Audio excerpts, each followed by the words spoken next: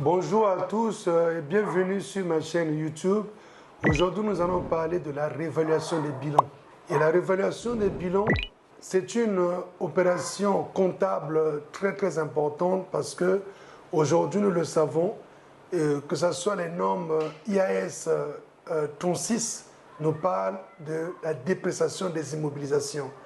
Et nous savons aussi que l'acte uniforme OHADA relative au droit comptable et à l'information financière, à son article 46, nous parle aussi de la dépréciation des immobilisations, des tests d'impairment que nous devons réaliser.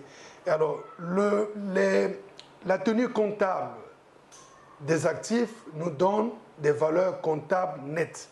Et ces valeurs comptables nettes sont déterminées en déduisant les amortissements des valeurs brutes. Nous avons les valeurs comptables nettes. Mais ces valeurs comptables nettes ne sont pas les valeurs de marché, ce ne sont pas les valeurs sur le terrain.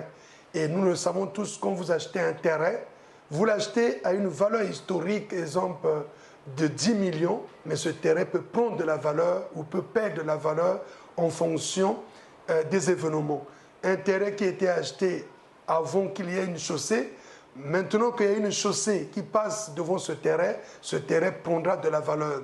Alors, ça veut dire que la valeur historique de ce terrain, c'est les 10 millions, mais il faut voir la valeur du marché de ce terrain. Alors, c'est pour ça qu'à l'article 46 de l'acte uniforme OHADA, droit comptable et information financière, il est dit, lorsqu'il existe une distinction importante entre les valeurs comptables nettes et les valeurs du marché, on doit réévaluer les actifs. Alors, nous devons réévaluer les actifs parce qu'il y a nécessité de les réévaluer. Et l'article 35 de l'acte précité donne la possibilité aux dirigeants d'une société de procéder à la réévaluation, mais tout en respectant les articles 62, 63, 64 et 65. Alors, pourquoi la réévaluation? Mais parce qu'il faut ramener l'actif immobilisé à des valeurs réelles, à des valeurs d'utilité, à des valeurs du marché. Mais souvent, les gens ont des difficultés.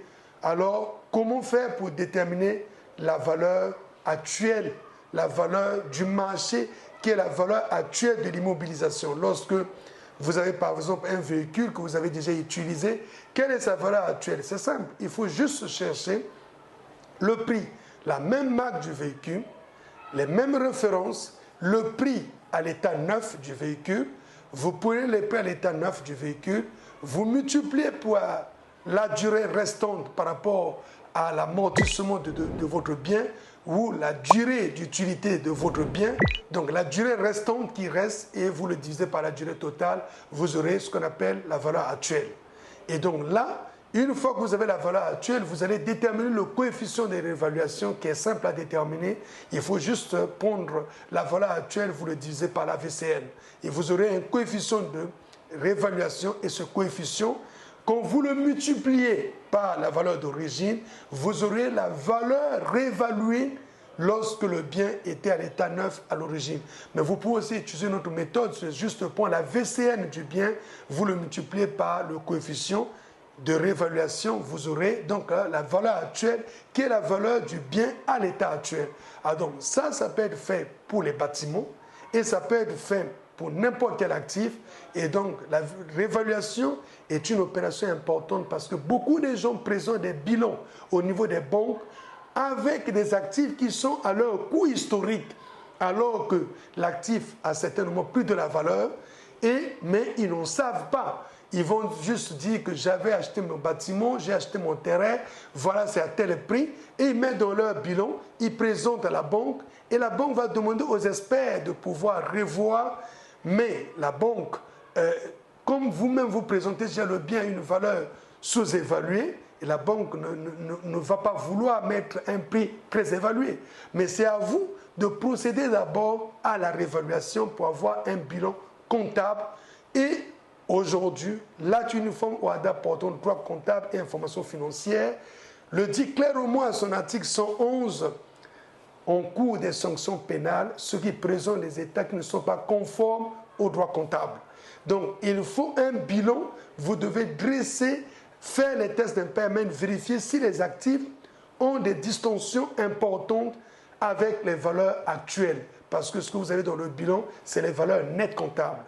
Alors, aujourd'hui, on a voulu insister sur ça pour que vous essayiez de revoir vos bilans, votre actif est immobilisé et s'assurer que ces actifs sont réellement imputés ou sont tenus à des valeurs actuelles et vous avez tenu compte des dispositions de l'acte uniforme OHADA, notamment l'article 46 et de la norme IAS 36. Merci de m'avoir suivi.